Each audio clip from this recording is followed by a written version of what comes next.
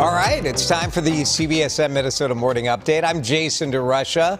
Thanks for hanging out with us. We appreciate you spending some time here getting your daily dose of news and weather and fun as well. Riley put together this just for you. He was thinking about you today. He's like, you know what? I'm back at work after a little week off. I'm going to give the people a forecast.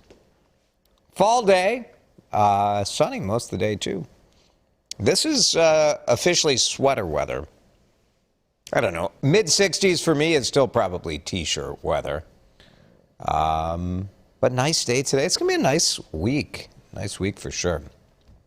66. We're going to be in the low 70s all week long. So enjoy it. Enjoy it. This is my favorite time of year to get out on the bike because you don't have the leaves falling quite yet.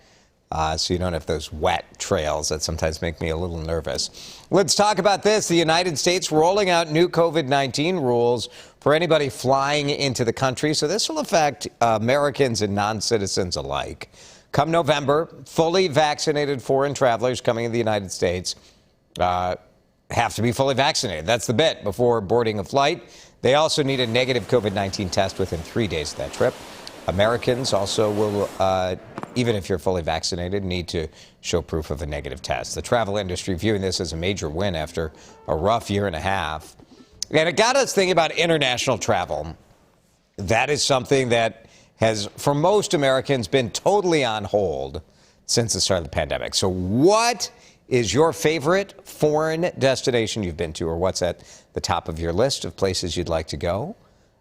Let us know on the WCCO TV Facebook page. We'll read some of those comments in just a couple of minutes. Love to hear about your dream destination outside of the United States. A shortage of school nurses is impacting so many Minnesotans. I was shocked by these numbers. Through the entire state, just 637 licensed school nurses available to care for more than 890,000 students in Minnesota's public schools. Can you believe that ratio? Wow.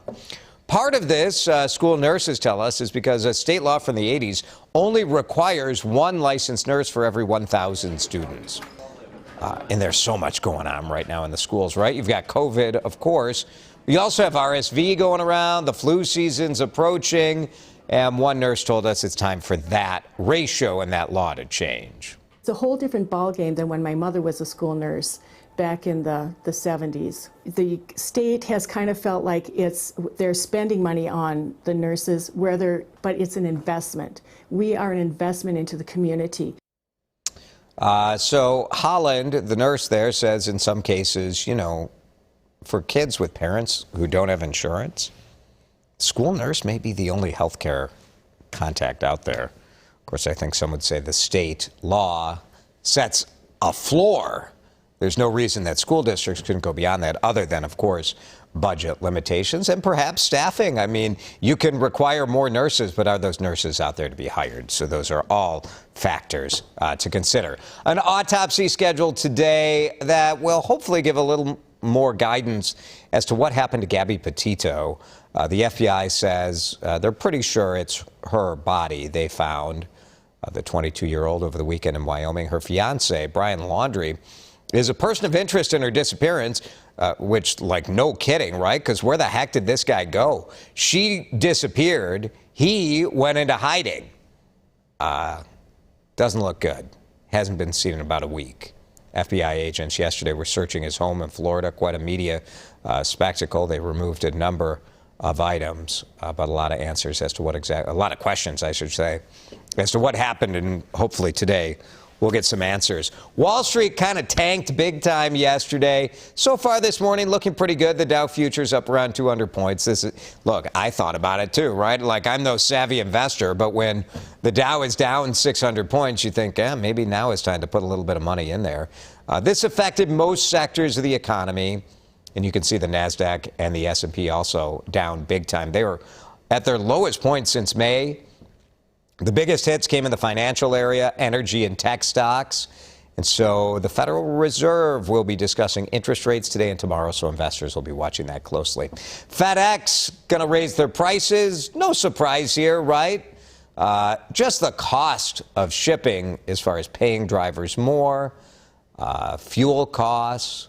So rates are going up by about 6% for home delivery customers. Freight, kind of the commercial customers, will see rates go up a bit more. This will take effect next year, so enjoy your Christmas shipping or Hanukkah or whatever your end of year shipping.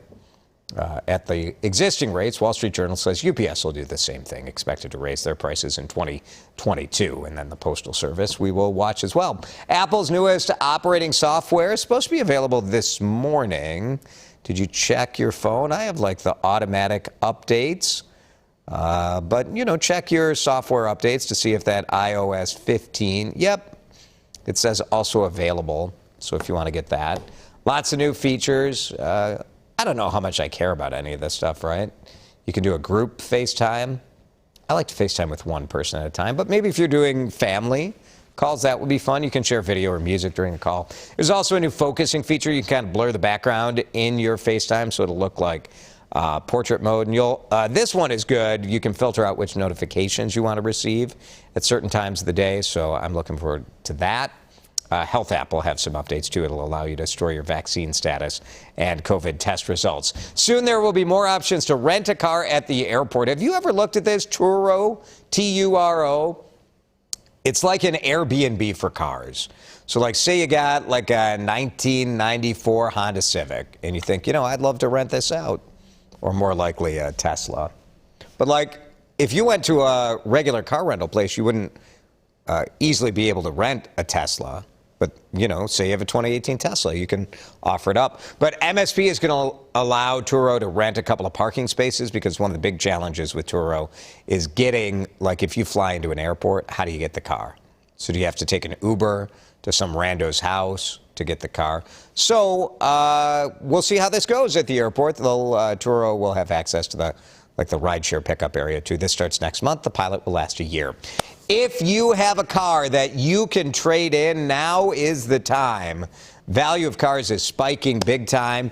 New cars aren't coming onto lots as fast as in the past. You've probably heard about the chip shortage. Demand, though, for vehicles is high because people delayed upgrades as they were working from home.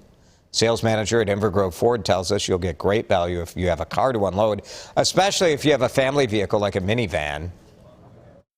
For pickup trucks, those in Minnesota tend to be quite hot, and so if someone has a pickup truck they're not using, you know, and they want to sell it or trade it in, they're getting exceptional value. Pretty cool. The bad side to this is if you have to buy a car, you're probably not going to get a great deal. Money Magazine said this month is the worst time ever to buy a car.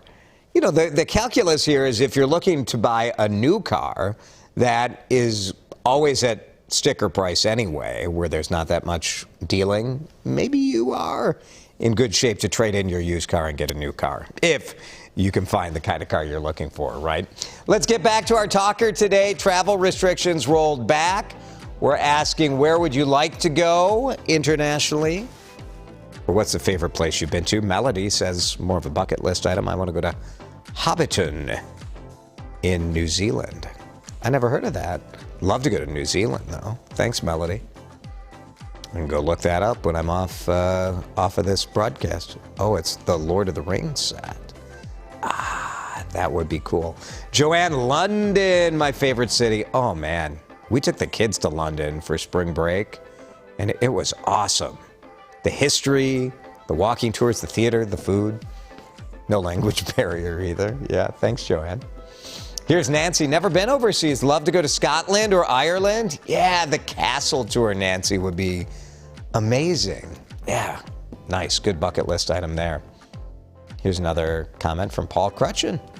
Dominican Republic. Oh, Paul, your brother owns a resort and you've never been there? Oh, man.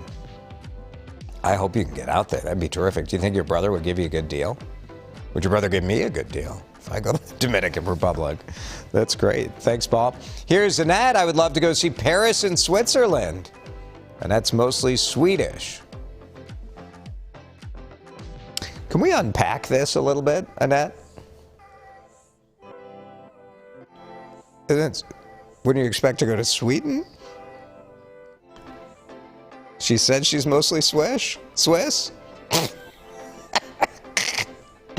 says Swedish. I don't know. Maybe that was an autocorrect. Myself, I'd love to go to Portugal because I'm mostly German. That's your morning update from CBSN Minnesota. Thanks for watching, everybody. I love you. We'll see you tomorrow.